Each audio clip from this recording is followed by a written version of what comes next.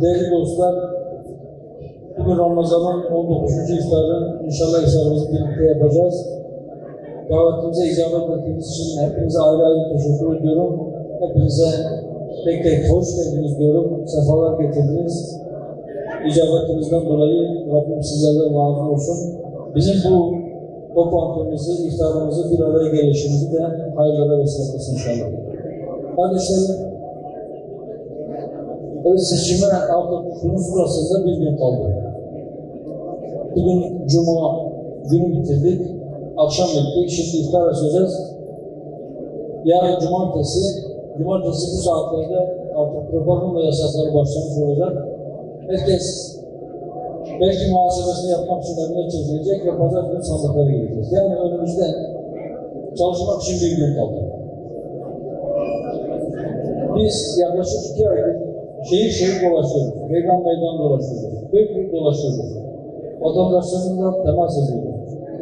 Net bir şekilde şunu söyleyebilirim ki, siyasetten umudunu keser. Şimdiye kadar desteklediği partiden dolayı, onun yaptıklarından dolayı hayal kırıklığı yaşayan ve bu yüzden ya sandığa gitmeyecek ya da gittiğinde nasıl bir tavır takınacağı konusunda henüz kafası netleşmemiş çok sayıda insanlar. Belki sizin aranızda da böyle düşünen, böyle bakan, henüz kararını vermemiş olan kardeşlerimiz olabilir.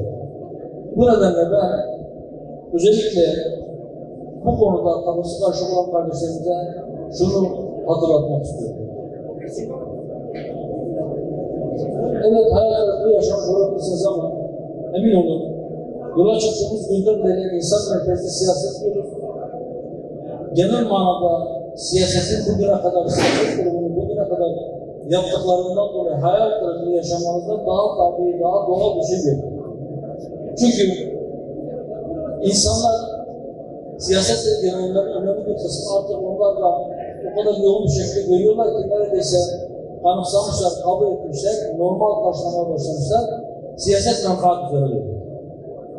Genel manada siyaset menfaat üzere dönüyor. Siyasetle uğraşanlar bir koltuk uğruna 40 yıllık dostlarını satabiliyorlar ya da sırtlarını dönebiliyorlar ya da onların hatta bazen kursunu kazanıyorlar. Biz istiyoruz ki siyaset dürüst olsun, siyaset memleket için yapılsın, siyaset millet için yapılsın, siyaset insan için yapılsın.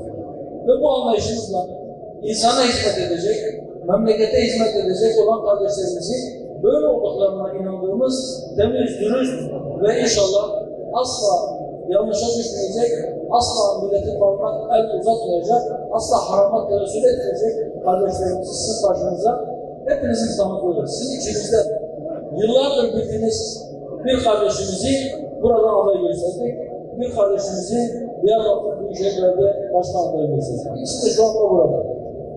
Biz inşallah kardeşlerimizi, aday gösterdiğimiz kardeşlerimizi burada belediye başkanı seçilebilirsek, biraz önce Hasan kardeşim dediği gibi hem biz kazanacağız ama daha önemlisi memleketimiz kazanacak. Milletimiz kazanacak, memleket hizmet görecek. İnşallah oraya oturan kardeşlerimiz hiç kimseye tepeden bakmayacak, hiç kimseye efendilik taslamayacak. Yusuf Aleyhisselam'ın dediği gibi İc'alni ala hazainil ard inni hafizun alim demişti. Biz de inşallah milletin malını çok iyi korumasını biliyoruz. Bu işi de biliyoruz. Ehliyet ve liyafet esasına göre milletimize el birliğiyle hizmet edeceğiz. Bugüne kadar ertelenmiş, bugüne kadar ötelenmiş, bugüne kadar ihmal edilmiş ne kadar hizmet varsa Allah size bir onları hayat edeceğiz. Evet, partilerine küstüğü için siyasette artık bir umut beslemeyen, böyle gelmiş, böyle giderken kardeşlerime şunu söylüyorum. Kaybedeceğiniz bir şey yok. Eğer siz bu düşüncenizden dolayı sandığa gitmemesi giderse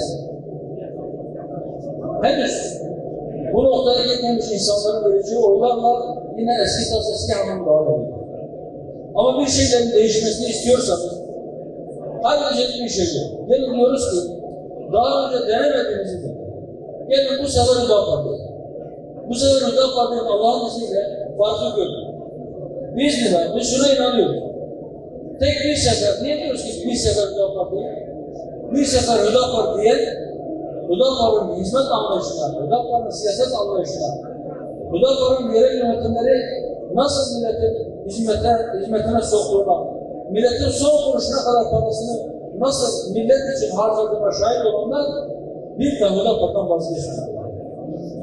Biz kimseye gelin arkamızdan yürüyün, gelin arkamızdan koşun demiyoruz. Diyoruz ki gelin, hepimiz kardeşiz, hepimiz eşitiz. Gelin yanımızda durun, yan yana, omuz omuza birlikte gidiyor.